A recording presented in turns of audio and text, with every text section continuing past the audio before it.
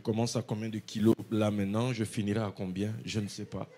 Mais ce qui est sûr, nous allons prêcher dans un hammam. Aujourd'hui, nous allons vivre la chose de l'intérieur. Amen. J'aurais su, je serais venu en t-shirt, mais le problème, c'est que je n'ai plus le même ventre qu'il y a 20 ans, donc il y a 30 ans.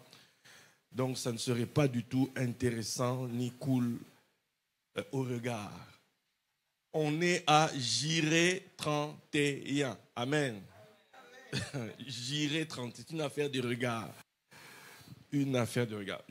Le programme a commencé, on en est quoi? Vous avez dit 15e jour? Bon, voilà. Si on rajoute les avant, là, tout ça, donc on a déjà dépassé les 20.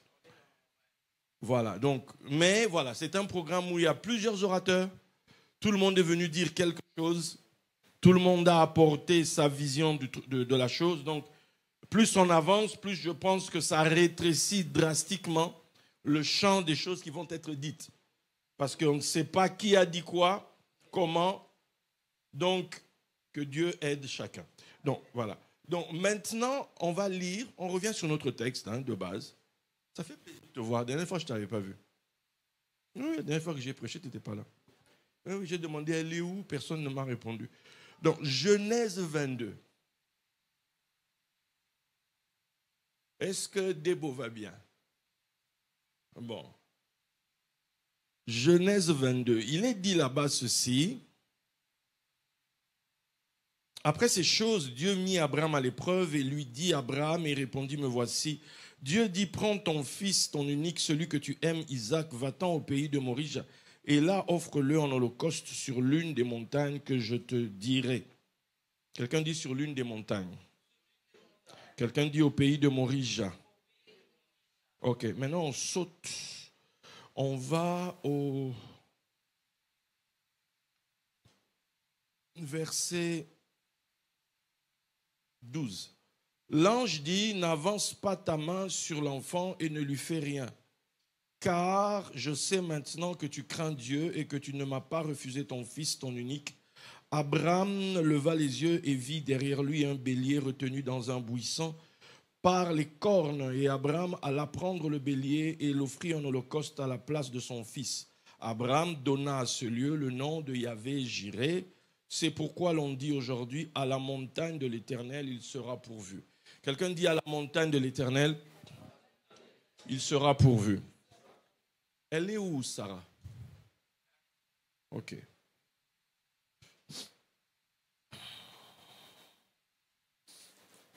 Quand on prend le terme Jireh, en réalité, c'est un mot, c'est un verbe, une construction d'un verbe. Le verbe ra signifie voir, regarder. Et à partir du moment où il y a le yod avant, pour dire yireh ou yira, c'est pour dire, c'est le futur. Il verra. Ok? Bien. Il verra. Et le lieu où ce nom est donné, c'est cette... J'ai parlé la dernière fois, je ne vais pas toucher là-bas, mais aujourd'hui on va aller sur le fait que Dieu a dit c'est Morija. Maintenant, Morija, quand on ouvre ça en hébreu, ça va te donner deux mots. Ça va te donner Moré et Ya. Moré, ça signifie enseignant. Le maître, l'enseignant. Ya, c'est l'un des noms de Dieu, diminutif de Yahweh. Yud, He, Vav, E. C'est le Ya. Ok? Donc, c'est comme si on disait, Ya, mon enseignant. Ok? Donc, l'endroit où on va, shalom, shalom, nous recevons l'homme de Dieu, le révérend, mon cher pasteur Christian. On est un hammam, mon cher. Donc, aujourd'hui, là où Paul dit que ça soit favorable ou non, Voilà, nous allons expérimenter que celui qui marchait dans le feu, l'ange qui marchait dans le feu, tranquille. Donc nous sommes en train de faire des expériences dans ce giret. Bien, merci. Il y a mon instructeur, il y a mon enseignant. C'est ça, Morija. En réalité, si on doit faire encore plus simple, Morija, c'est genre une école. Ok? Donc, quand Dieu dit à Abraham de prendre son fils Isaac, il dit de le faire monter. Bon, le texte traduit, offre-le en holocauste. Mais quand vous lisez la tradition, où Abraham dira, mais finalement, tu te contredis, tu me demandes de te donner mon fils, bref, de le tuer. Et là, maintenant, tu dis de ne plus le tuer. Il dit, non, je ne t'ai jamais demandé de le tuer. Je t'ai demandé de me le faire monter. Parce que le terme qu'on traduit par holocauste, c'est Ola. Ola, c'est ce qu'on élève. Donc, en fait, il demandait que son fils, là, qui est censé être son héritier, emmène-le maintenant à l'école et fais-le monter. Donc, il ne s'agit pas ici d'offrir. Dieu ne prend pas de sacrifice humain, en fait. Quelqu'un me comprend? Bien. Donc, emmène-le à Moria. Emmène-le chez Yah l'enseignant. Emmène-le, on va tourner ça, puisque c'est la montagne de l'enseignant Yah. Yah maintenant a quelque chose d'intéressant, c'est que Yah, c'est valeur numérique 15. On est le 15. Yah, c'est valeur numérique 15. Donc, prends-le, je pose des bases, hein, et puis on décolle. Donc, suivez bien les choses que je pose. Prends l'enfant et emmène-le chez l'enseignant du 15. C'est bon? Emmène-le chez l'enseignant du 15. Donc, tout ce qui se passe là autour, on nous dira quoi? Que l'enfant portait le bois. Et la tradition nous dira que Isaac portait le bois sur son épaule comme un homme qui porte une croix. Et pour nous, chrétiens, ça nous parle. Et à cet endroit, comment il s'appelle? Ce cher Abraham va donner le nom. Il dira, il donna à ce lieu un nom. Yahvé, j'irai. Yahvé, il verra. Tu vois? Sur la montagne, il sera vu. En réalité, il n'y a pas un autre endroit. Souvent, dans la prière, on dit quoi? On dit que l'Éternel te bénisse et qu'il te garde, que l'Éternel tourne sa face vers toi et qu'il fasse luire sa face sur toi. Que Dieu te regarde. Que Dieu te voie. En lingala, on a une expression Nzamba Monayo. Mais non, le problème, c'est que beaucoup de gens fuient le regard de Dieu.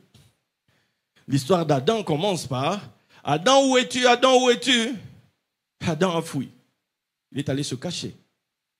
Se cacher à un endroit bien précis, sous les arbres. J'ai entendu ta voix. Il ne voulait pas qu'on le voie. Comment il s'appelle? Jacob. Jacob se retrouve à Péniel. En fait, il va appeler ce lieu Péniel Panim Elohim, la face d'Elohim. C'est-à-dire, on s'est vu face à face.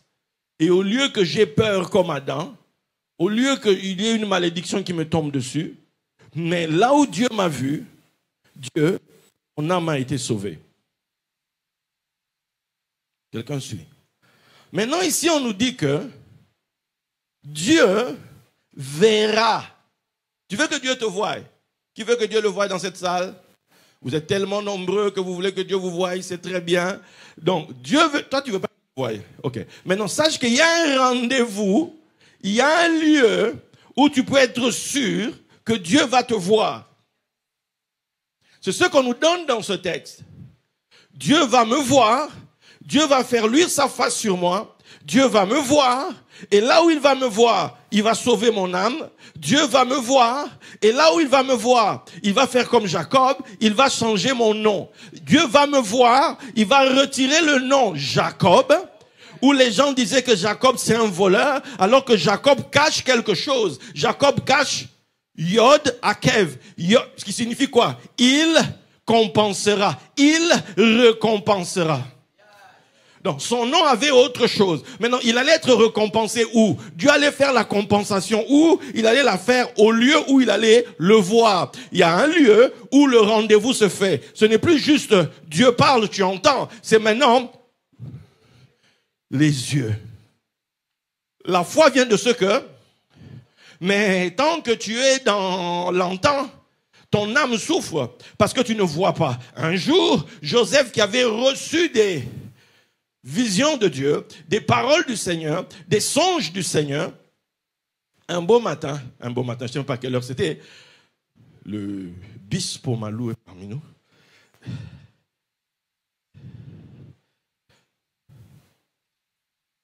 Un jour donc, Joseph entend Pharaon lui dire, non pas entend, il lui dit, vois.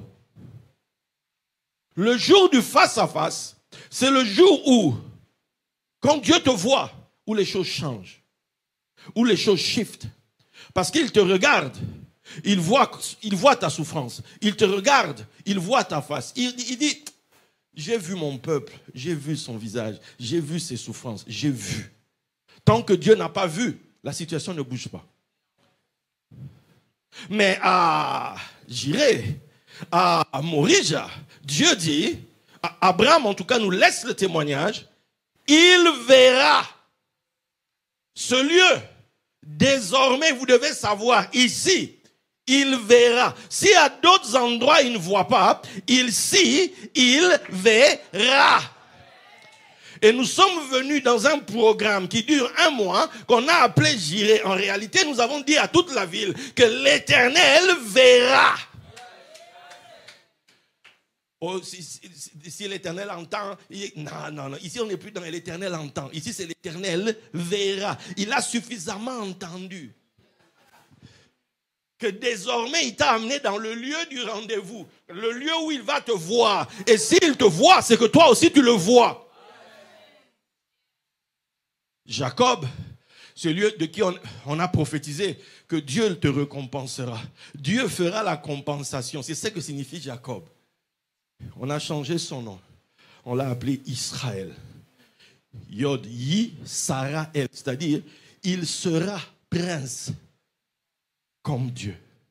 Il sera prince de Dieu. C'est sorti où? Quand ils se sont vus. Quand Dieu l'a vu. Écoute, quand tu sors de l'endroit où Dieu t'a vu, ton statut change. Allez, tu ne peux pas entrer là où Dieu te voit et ton statut reste le même. Il faut que tu... C'est soit on te fait tomber, soit on te fait lever. Mais Abraham nous dit qu'avec lui, sa lignée, on ne fait pas partie des gens que quand Dieu te voit, il t'écrase. Non, parce que nous sommes des fils d'Abraham. Et les fils d'Abraham, ce sont ceux qui ont la foi. Or, c'est celui qui a la foi qui est agréable à Dieu. Donc, c'est-à-dire, qui est beau aux yeux de Dieu. Quand Dieu te regarde, il dit, c'est-à-dire, quand Dieu te regarde, il dit, cet enfant est beau, cet enfant est belle. Pourquoi? Sa foi le rend agréé. C'est-à-dire, beau aux yeux de Dieu. Quelqu'un dit, il verra. Mais l'endroit est précis. L'endroit, c'est où il y a et le moré, là où il y a et l'enseignant. L'endroit, c'est là où tu dois rencontrer l'enseignant du 15. Maintenant, c'est quoi cette histoire du 15? Quand tu vas en Israël, tu vas remarquer ceci. Au fait, il me reste combien de minutes? Oh, maintenant. Oui, c'est bon.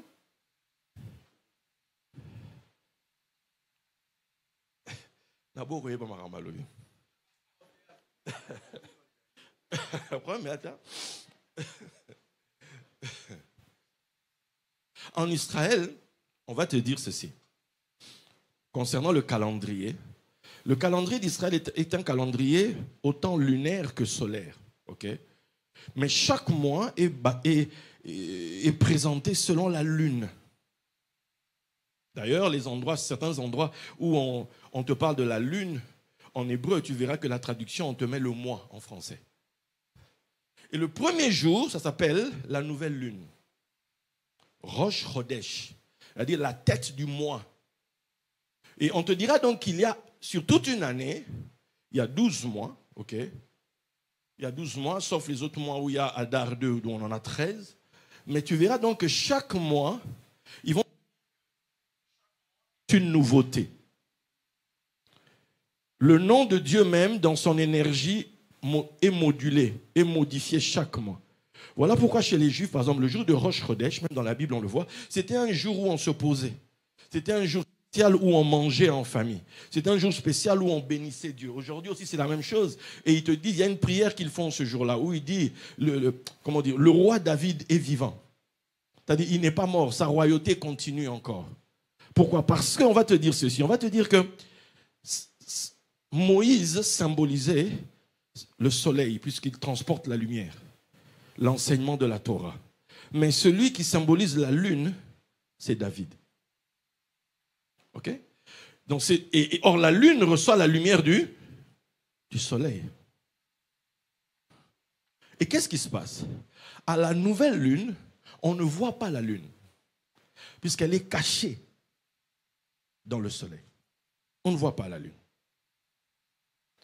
D'où il faut 2 ou 3 témoins en Israël pour déterminer qu'on a vu la lune. C'est-à-dire que c'est le nouveau mois. Donc il y a 2 jours. D'où ce fameux verset qui dit « Je ne connais ni le jour ni l'heure ». En réalité, en Israël, ils le connaissaient bien parce que, en fait, c'était 2 jours. Le début du mois, tu ne sais pas véritablement quand est-ce qu'il commence. Tu ne sais pas. Donc, maintenant, le jour où il y a 2-3 témoins qui disent qu'on a vu la lune, on dit que le mois a commencé. Alors là, on commence à compter. 1, 2, 3. Et déjà, le 3e jour, vous allez voir quelque chose. Vous allez voir qu'il y a un petit filet, un petit croissant de lune qui commence à apparaître. Puisque la lune se décale du soleil. Et puis, on continue. La lune commence à s'éloigner jusqu'à ce que la lune va se présenter face au soleil. Là, vous allez voir que maintenant, la lune, elle est pleine. C'est la pleine lune. Vous savez quoi? La pleine lune, c'est le 15e jour. Et en Israël, comme je vous ai dit, Rosh Chodesh, c'est le 1er jour. Mais la pleine lune s'appelle Kessé. Kessé, c'est le jour de fête. C'est un jour de fête. C'est un jour où on sonne de la trompette. D'ailleurs, Pessah, Pâques. Le jour de Pâques, c'est le 15e jour de Nissan. Sukkot, Tabernacle, commence le 15e jour du mois de Tishri, c'est-à-dire 5 jours après Yom Kippour. Donc le 15e jour, c'est un jour de fête. D'ailleurs, Kessé, c'est comme Kissé. Kissé, c'est le trône. Donc c'est le jour où tu es assis sur le trône. Quelqu'un dit 15. En fait, le 15 ici, c'est le moment où ta lumière est tellement forte, hein, que maintenant, tu ne peux plus rester caché.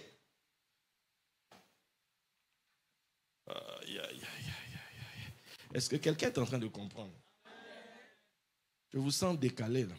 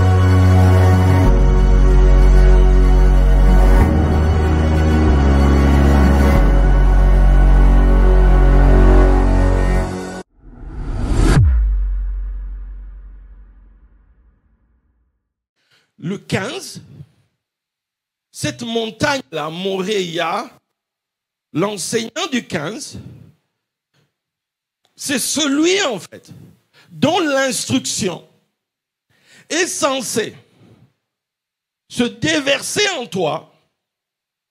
C'est celui de qui la lumière divine, puisque la parole de Dieu, c'est la lumière, qui est censée t'illuminer, te remplir, à tel point que, même si jusqu'à présent, on ne te voyait pas, on n'a plus le choix. On doit reconnaître que tu es là. Bon.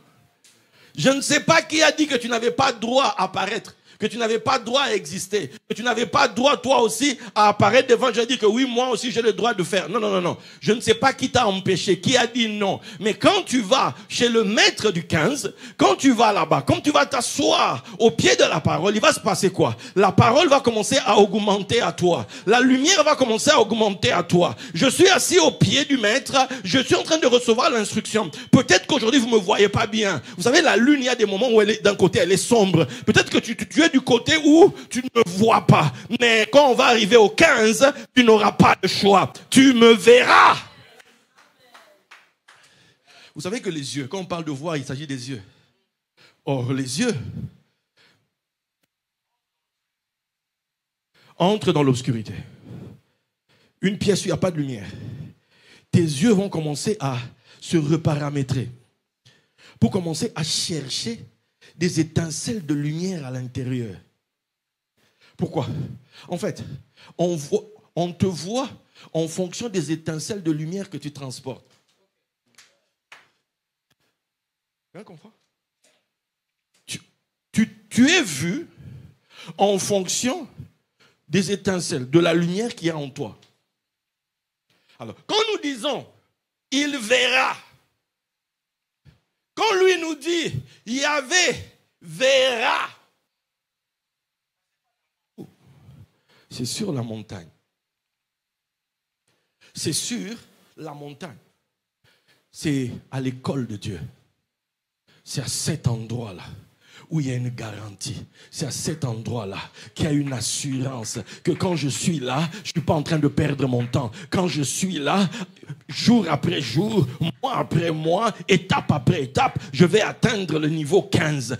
Ma lumière va atteindre le niveau 15. C'est de ça dont il est question ici. C'est de ça dont il est question ici. Regardez. Quand vous lisez votre Bible dans Matthieu 1:1, vous allez voir, on vous dit évangile de Jésus-Christ, fils d'Abraham, fils de David. Ou fils de David, fils d'Abraham. Bon. Et puis après, il y a la généalogie. On commence à citer. Et vous allez voir, on va vous parler jusqu'à la 42e génération. Mais faites bien attention. Ces 42 générations, on les présente par 3 groupes de 14. Abraham à David, on dit qu'il y a 14 générations. De David à Sédécias, il y a 14 générations. De Sédécias jusqu'à Marie, femme de Joseph, mère de Jésus, qui est le Christ, il y a 14 générations. Pourquoi 14? Parce que 14, on va nous dire encore autre chose. On va nous dire qu'en termes de la royauté d'Israël, la nouvelle lune de la royauté, c'est-à-dire, c'est caché. On ne voit pas ça encore, mais déjà des promesses sont données. C'est caché. On ne voit pas ça encore, mais Dieu a déjà parlé, a déjà donné à la personne. Il a dit à Abraham, dans ta descendance, il y aura des rois. Donc, la nouvelle lune de la royauté, c'est déjà Abraham lui-même. Quand tu viens, tu es fils d'Abraham, la promesse, c'est de la royauté qui doit se manifester dans ta vie. Mais maintenant, on te dit que le 14e jour, ou bien la 14e étape de cette royauté, c'est David. D'ailleurs, David, sa valeur numérique de son nom, c'est 14. Mais maintenant, 14, la lune, elle est déjà bien forte. Le 14e jour, on voit que la lune, elle est brillante, grave. Mais, ce n'est pas parfait. Ce n'est pas parfait. La perfection de la lune est atteinte le 15e jour, où elle est totalement pleine. Le 15e, c'est Salomon. 15, c'est-à-dire le fils de David. C'est ça le 15, c'est-à-dire une royauté totale. Une royauté, il n'y a pas de limite, il n'y a pas de borne. C'est-à-dire que ça brille de part. Quelqu'un dit 15. Il me verra. Dis, il me verra. Non, je pensais que tu allais te lever et dire qu'il me verra. Même s'il ne me voit pas aujourd'hui, mais il me verra. C'est la prophétie de ce Jiré. Même s'il ne m'a pas vu hier, mais il me verra désormais. Pourquoi? Parce que la connaissance augmente en moi. Le type de parole qu'il te donne, en fait, c'est le type de lumière que l'on met en toi. Le type de lumière que l'on met en toi détermine le type d'œil qui va te voir. Si tu as en toi la lumière de la royauté, alors il y a un regard de royauté qui va tomber sur toi. Parce que cette lumière, je suis en train de parler. Il y avait la famine en Égypte, mais Jacob, là où il était dit, Jacob vit qu'il y avait du blé en Égypte. Comment il a vu? Il est dans un autre pays loin. Comment il a vu? Parce qu'il y avait quelqu'un en Égypte qui avait cette lumière-là. Quand quelqu'un a une certaine lumière dans une ville, il y a un regard qui a la même lumière qui va le voir. Tu comprends? Alors ne te méprise pas, ne te dévalorise pas, ne te vends pas, ne te diminue pas. Cultive la lumière qui est en toi. Peut-être que tu en es à ton 5e jour. Continue de marcher, tu arriveras au 6e. Continue de marcher, tu arriveras à la 7e. Continue de marcher, tu arriveras à la 8e. Continue de marcher, tu vas arriver même au 14e. Et là maintenant tu te dis, Seigneur, il est temps qu'on me voie, n'est-ce pas? Alors la Bible me dit ceci. La 14e année, Paul monta à Jérusalem. La 14e année, Jérusalem, c'est là qu'il y a Morija. La 14e année, Paul décide de se rendre lui aussi, d'aller se présenter lui aussi à Morija. Pour quelle raison? Là-bas, il est allé rencontrer des gars dont il est dit, ils étaient regardés comme des colonnes. Or, en hébreu, la 15e lettre, le stamek, c'est une colonne. 15 parle de colonne. La seule fois où on parle de 15 dans l'Ancien Testament, c'est dans 1 Roi 7, verset 3 par là-bas, où on nous dit que dans le temple, il y avait 45 colonnes qui étaient rangées en 3 rangées de 15 colonnes. 15. 15. En fait, il y a des hommes qui peuvent être ta 15e année. Il y a des hommes qui achèvent ton parcours. Il y a des hommes qui, en présence desquels, quand tu te tiens, en réalité, tu es à Morija. Il y a des hommes qui sont justement les maîtres de Morija, qui sont les enseignants de Morija, qui sont ceux qui ont reçu le mandat d'enseigner les gens sur cette montagne-là. Il y a de ces personnes, c'est quand tu te tiens dans leur présence, tu es vu. La prophétie sort claire, net. Toi, tu seras vu. Ta lumière brillera. Ta lumière brillera. C'est-à-dire que les gens viendront de partout. Pourquoi? Parce qu'ils verront ta lumière. Lève-toi et brille, car voici ta lumière. Toutes les nations marcheront à ta lumière. Mais cette lumière, tu l'as eue où? Tu as été comme une lune dans la présence d'un soleil, dans la présence d'un porteur de lumière, dans la présence d'un enseignant.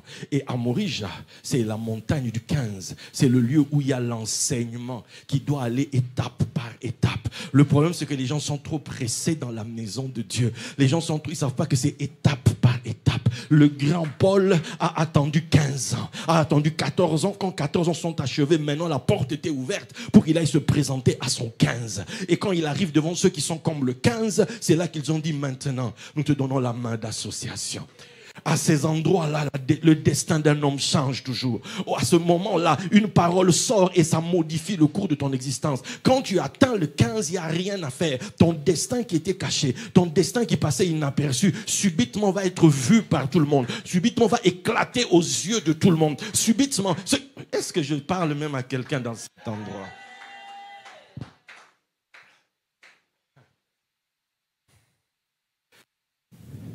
Dans le temple, en Israël, il était...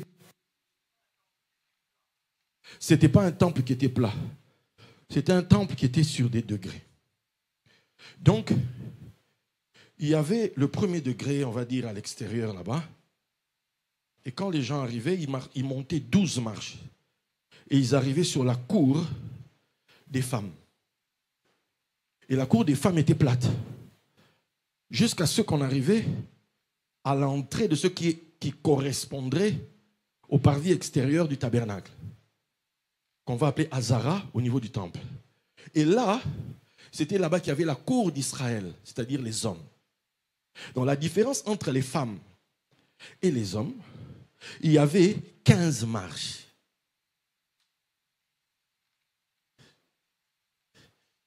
Quelqu'un comprend? 15 marches. C'est-à-dire, les femmes sont en bas, les hommes sont au niveau du 15. Quelqu'un dit Morija. Donc, le maître, le mâle, le porteur de la semence, se tient au point 15. Ça, c'est le masculin. Le féminin, l'épouse, se tient en bas. Quelqu'un comprend? Et puis après, on continue. Retenez ça. La différence entre mâle et femelle. Les hommes, les femmes. 15. Puisque c'est Abraham qui parle. Valeur numérique d'Abraham, je vais vous donner la plus simple. Comme je n'ai pas de tableau, ça va vous compliquer. Donc voilà. La valeur numérique simple, Abraham, c'est 52. Avec le même final, quand tu le comptes en même final, ça te donne que Abraham, c'est 52. Ce qui t'amène que Abraham, c'est Machia. OK? Machia, 52. Mais maintenant, il y a quelqu'un d'autre qui, au féminin, a vécu des choses à l'instar d'Abraham. En fait, c'est Abraham au féminin. C'est Marie. Abraham a été visité par El Shaddai. Marie dira aussi, le Tout-Puissant a fait pour moi des merveilles. Et toutes les nations me diront, bienheureux, c'est-à-dire bénis, enrichis, de toutes parts. Maintenant, Myriam, valeur numérique de Myriam, 67. 52 et 67. 15. Donc, on a Abraham, l'homme qui a reçu les promesses. On a Myriam, celle à qui on a dit, heureuse celle qui a cru, car elle verra l'accomplissement des paroles qui lui ont été dites. Myriam, c'est celle en qui, puisque la parole est arrivée, la semence est tombée dans ton cœur, tu as cru, tu as persévéré avec ça, et tu vas enfanter. Mais ça ne marche que quand tu acceptes le jeu, qu'il y a une différence de 15.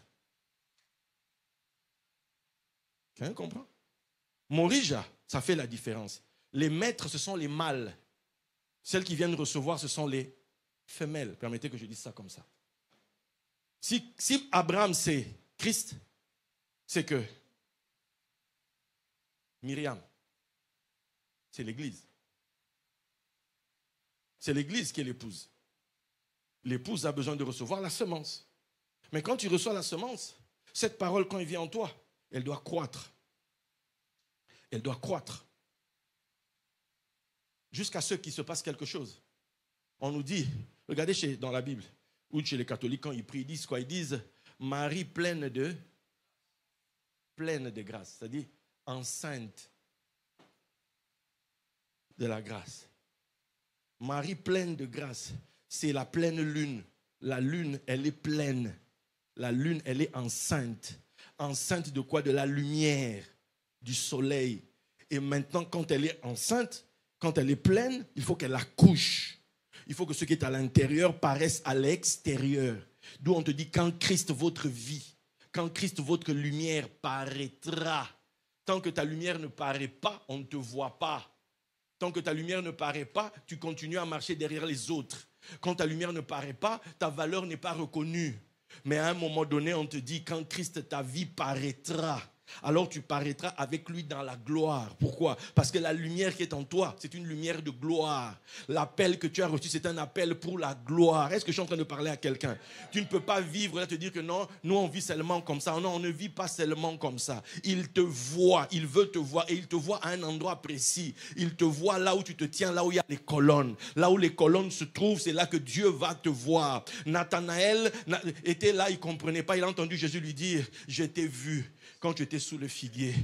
Parce que les colonnes, c'est aussi des arbres. Donc quand tu viens te tenir là où il y a des arbres fruitiers, là où il y a des hommes qui sont élevés en stature, élevés en dignité spirituelle, écoute, Dieu va te voir à cet endroit-là. Il n'y a rien à faire, tu vas être vu. Je ne sais pas, tu es assis au pied de qui. Je ne sais pas à l'ombre de qui tu te tiens. Mais Dieu va te voir. Dieu voit toujours ceux qui se tiennent à l'ombre d'un grand. Il a dit à Samuel, écoute, j'ai vu dans la maison d'Isaïe celui que je désire pour être roi. Mais quand tu vas voir dans la maison d'Isaïe, c'était un serviteur. Quand tu vas voir dans la maison d'Isaïe, était celui qu'on laissait seul en brousse en train de s'occuper des brebis qui se battaient avec des ours et des lions. Quand tu vas dans la maison d'Isaïe, on ne le valorisait pas. Mais lui, il continuait à servir. Lui, continuait à obéir. Lui, continuait à faire les choses comme il se doit. Écoute, quand tu es dans cette posture-là, tu es en train de cocher toutes les cases où Dieu, tu vas l'obliger de te voir. Élie était en train de partir. Et puis Dieu lui dit, tu oindras pour prophète Élisée, fils de Shaphat, après toi. Mais Élisée, fils de Shaphat, va voir chez eux. Élisée, il y avait la famine, mais lui, il persévérait de continuer à labourer la terre. Il continuait de labourer la terre. C'était la famine, il n'y avait pas de pluie, mais il continuait de labourer la terre. Avec les brebis, les taureaux de son père, les bœufs de son père qui restaient. Et à tel point que Élie est venu le trouver avec la 12e paire. Mais Dieu l'avait vu. Sois toujours en position d'être la personne qu'on va voir. Qu'est-ce que tu fais?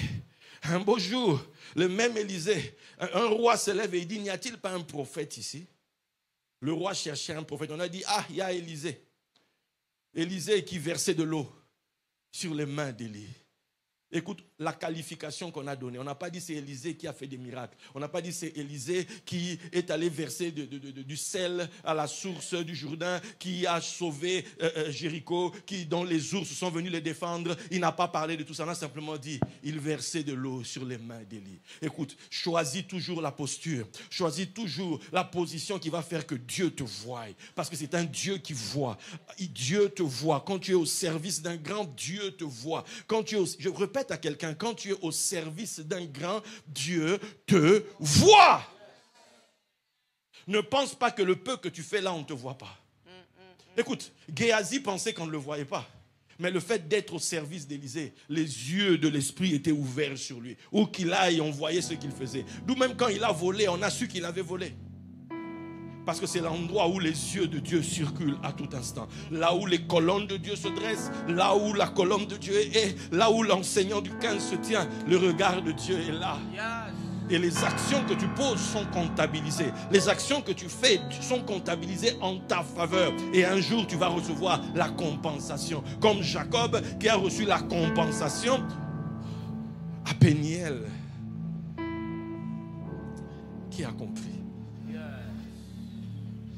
Vous savez que Marie a été fiancée à Joseph, d'après la tradition, à 15 ans. 15 ans. Vous savez que dans la Bible, il y a ce qu'on appelle 15 psaumes de montée. 15. Peu importe où tu en es aujourd'hui, écoute-moi très bien. Il y a un lieu où il te verra. Oblige Dieu à te regarder. Il est obligé, c'est lui qui doit te regarder. Il verra. On n'a pas dit toi, on a dit c'est lui qui te verra. Parce que toi, tu es en train de faire quelque chose. Parce que toi, tu es au pied d'un maître. Parce que toi, tu es à l'école de Dieu. Tu es en train de te nourrir. Tu es en train d'augmenter ta lumière, d'augmenter tes étincelles de lumière.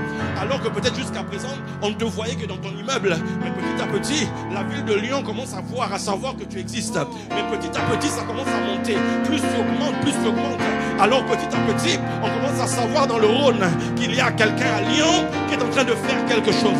Alors que peut-être actuellement, personne ne veut donner de la valeur, mais continue à augmenter la lumière. Continue à recevoir des étoiles dans ta maison, à recevoir des étoiles dans ta maison.